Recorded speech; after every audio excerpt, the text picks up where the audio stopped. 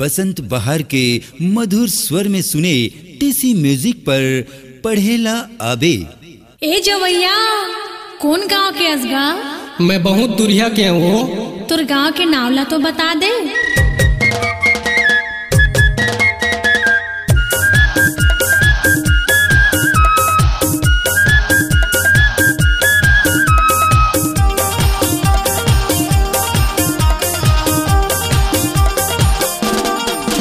लीलापुर कहते वो दुल्लापुर कहते ना, लीलापुर कहते वो दुल्लापुर कहते ना। अही गोरी मोरे गाँव घर के दुआरी माँ बरे के छैया बसन बाहर मोरे नाव भी वो। घर के दुआरी माँ बरे के छैया बसन बाहर मोरे नाव भी वो। लीलापुर कहते वो दुल्लापुर कहते ना, लीलापुर कहते वो दुल्लापुर कहते ना। अही गोरी मोरे गाँव घर के दुआरी माँ बरे के छैया बसन बाहर मोरे नाव भी वो। घर के दुआरी माँ बरे के छैया बसन बाहर मोरे नाव भी वो।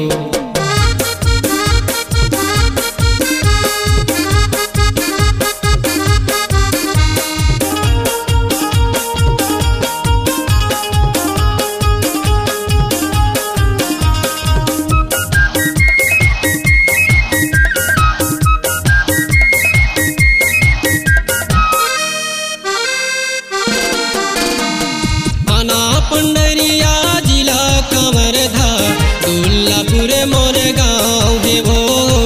दुल्लापुर मोर गाँव है ना। कहूँ बता दे वो गोरी का हवे तोर नाव हवो, कोने हवे तोर गाँव हना। आना पंडरिया जिला कमरधा दुल्लापुर मोर गाँव है वो। दुल्लापुर मोर गाँव है ना। कहूँ बता दे वो गोरी का हवे तोर नाव हवो, कोने हवे तोर गाँव हना।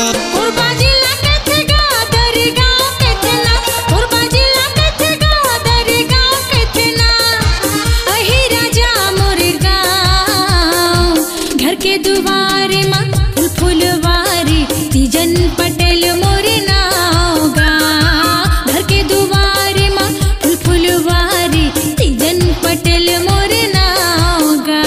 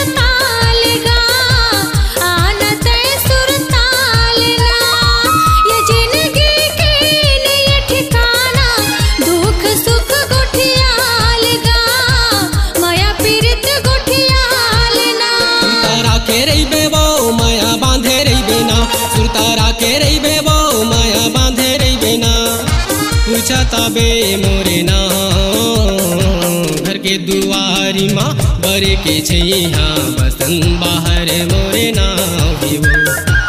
घर के दुआरी माँ बरे के छैया बसन बाहर मोरे नाव भी वो।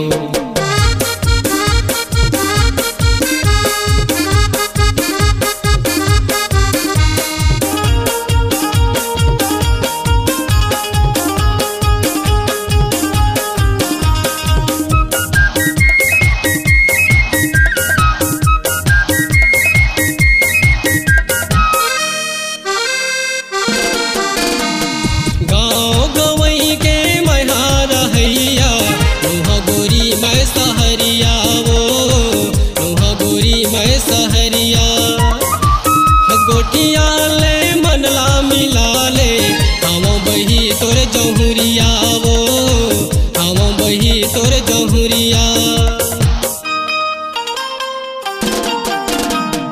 गाँव गवई के मैहारा हैया नुहा गोरी मैं सहरिया वो नुहा गोरी मैं सहरिया गोटिया ले मनला मिला ले हम बही तोर जहुरिया वो हम बही तोर जहुरिया बरमायारो लगेगा बड़ दयालु लगे ना बरमायारो लगेगा बड़ दयालु लगे ना ले जा मोला तोर साथ घर के दुआरे माँ फूल फुलवारी तीजन पटेल मोर नाव हेगा घर के दुआरे माँ फूल फुलवारी तीजन पटेल मोर नाव हेगा लीलापुर कहते वो दुल्लापुर कहते ना लीलापुर कहते वो दुल्लापुर कहते ना अही गोरी मोरे गाँव घर के दुआरी माँ बरे के छैया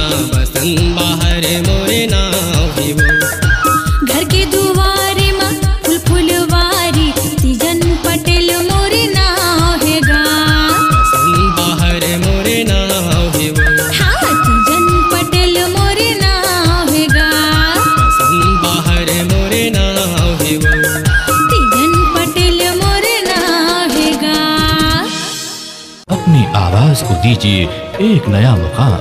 डिजिटल रिकॉर्डिंग की दुनिया का जाना पहचाना नाम स्वरांजलि, जहां गूंजती हैं ध्वनियां अपनी माटी की सौंधी सुगंध के साथ। छत्तीसगढ़ी संगीत के विविध रंग जो पहुंचाते हैं पूरे प्रदेश में डिजिटल रिकॉर्डिंग के संग। स्वरांजलि स्टूडियो नेमी चंद गली नंबर 2 गंजपारा रायपुर।